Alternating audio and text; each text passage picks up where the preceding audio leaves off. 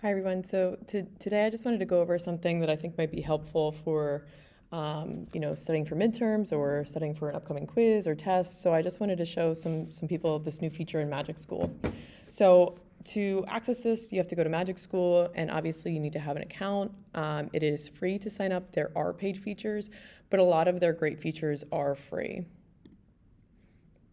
So if you remember, or if you attended a session where I went through Magic School, at that point there was only Magic School in the version that you might see on my screen right now, or that you might be more familiar with. It has all of these different tools and so forth. But the new feature of Magic School is actually building out classrooms for students to interact with these more controlled AI, tools.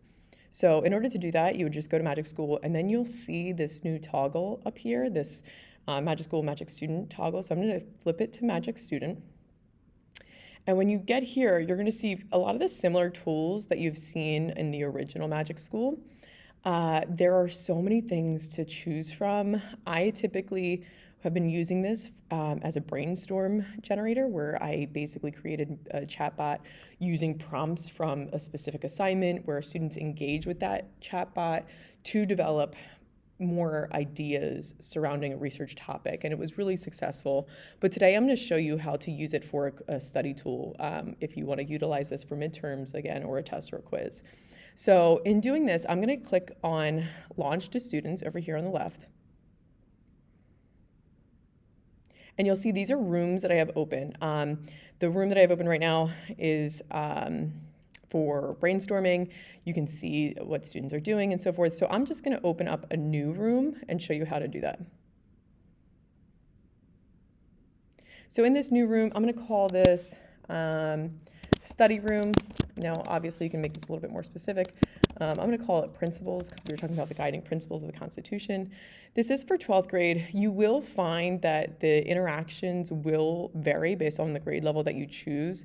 When I was doing the brainstorm bot and students were coming up with topics and questions, you can tell that it was definitely a higher level, thinking. And so for some of your CP students or freshmen or whatever it may be, you might want to lower that level. I would suggest keeping the max students on 250. The reason being, if students log back into the room, every time they log in, it counts. So if you have 120 students and they all log in twice, you can see how that number is going to really reach the max. So I'm going to leave it at 250. The reason that it's going to get that high is because they cannot sign into that same room again. They have to sign in and lose a lot of that data that they already came up with. There is ways to save it, and on the teacher end, you can see it, and I'll show you what that looks like. But it does this program does not save any student data. They do not log in. So, that's good on the side of, privacy, but also it won't save their work on their end. It will only save their work on your end, and I'll show you what that looks like. So I'm going to use the quiz bot. So I'm going to just do Command F, quiz me. And so it says, add quiz or quiz me on any topic. So I'm going to click on that, and then I'm going to click on next. So then you can customize it. So if you were to launch Room, it wouldn't have any data in it. So I'm going to actually customize it and input data that I want it to quiz the students on. Quiz me, and I'm going to put on principles of the Constitution.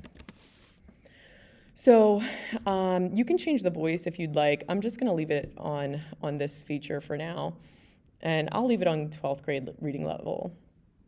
Now for this, you can either use Google Drive or upload something, or use a website. Maybe you have a website that you want them to understand a little bit better, or there's content on the website that you want to quiz them on. I'm just going to do upload because I know I have something on my drive or on my desktop right now. So I'm going to just upload this guiding principles notes. And then I'm going to just hit next. So this is kind of a preview of what they'll see, but I'm going to show you what that looks like a little bit more clean version. And you're going to hit next and generate. Now you can be a little bit more specific with this. And so what you can do in the prompt, before is just kind of say, okay, give me examples for each, or give me specific examples from the Constitution and so forth. So then you can just begin a mini quiz for students and see how they do.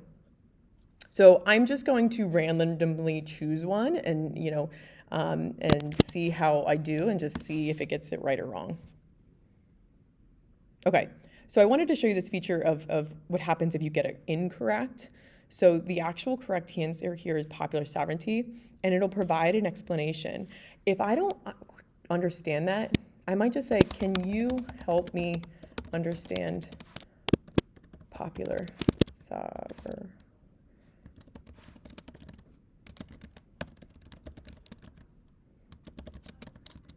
So I said, can you help me explain or help me understand popular sovereignty more with specific examples? And it will do that for you. And it will kind of give these examples for the student. Okay, so would you like me to continue? Say yes.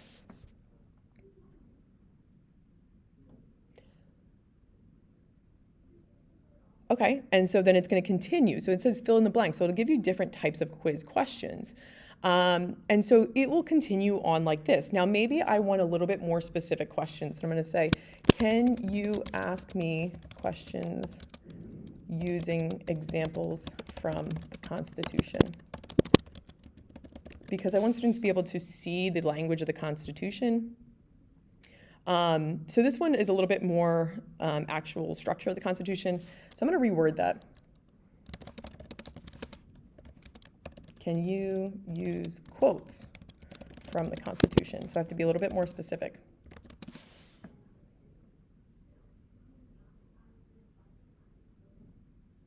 Okay, so this specific bot only has direct understanding of just the overall structure of the Constitution. So it's going to be limited with that. If you use another bot, so let's say you go back and you use the tool of Raina, that Raina is similar to ChatGPT. It is Magic School's custom chatbot. And so what will happen is under Raina, Raina has access to more information. Because I only put in the contents of this PDF, which only has descriptions of the guiding principles and where to find them, it's going to be limited to that specific content. So if you feel as though you want them to be able to apply that knowledge a little bit outside of what's in your document, Raina, the chatbot, might be a better tool to use than this quiz feature. And then you can speak to it and tell it specifically to ask students questions and quiz them about the concepts of the guiding principles. Okay, so I'm gonna hit save. That's what it looks like on the student's end. So I'm gonna launch the room. So again, we're kind of now going back to the teacher view. So you just got some insight into how students would explore that tool. I'm gonna show you how to share that out. So obviously there's 3 options here. We do not have Google Classroom, so you're gonna either join URL or join with codes. So I'm just gonna use the URL. I'm gonna copy this. And this is what students are gonna have get access to. So if you provide this URL for students, you can put this on Schoology or where on your weekly plan. And I tell my students to use their first name and last initial, so I know who it is. You can also do first name, last initial with their set number. I didn't want to use full first name and last name just for privacy reasons, but you know, those kind of parameters are completely up to you. So I'm just gonna put Mrs. D. It will give you this notice. Now, please keep in mind that when I'm using this type of resources and tools with students, we have already gone through guidelines for usage, and we've already developed guidelines within our own classroom, as well as specific guidelines that I wanted them to have, including do not put any personal information in there, double check your work. And also you'll notice, as Mikey Paul just kind of put out there as well, math and AI don't mix well, at least not at this point. So this isn't a great resource for math, but there are foreign language tools on here that would work. Obviously, English would work, and there are some science concepts on there, as long as it is not math-centered. So here is the room, and this, again, is going to be from the student perspective. I just tell them to hit generate. And so that opens up the room for them. For time's sake, I'm just gonna show you one example of what this is gonna look like on the teacher end. So again, I'm just gonna put I'm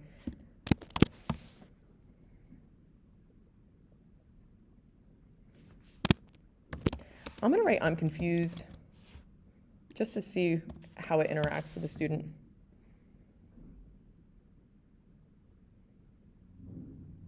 Okay, and it'll prompt them a little bit more.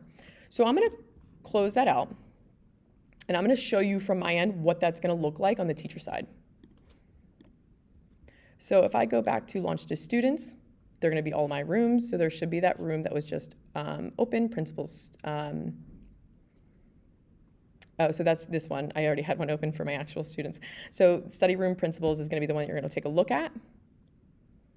And what you're going to find, now obviously it was just me using this as a tester, but you're going to have all of your students who have interacted with this chatbot. You can open that up, and even though they do not have access to it once they sign out of the room, you will continue to have access to this. And so that you can see how they're interacting, you can see where their confusion therein lies, and then you can actually help prompt students and guide them in the right direction based off of their input data and how they're interacting with the chatbot. So this is a really great resource. Again, this is just one feature of this Magic School student side.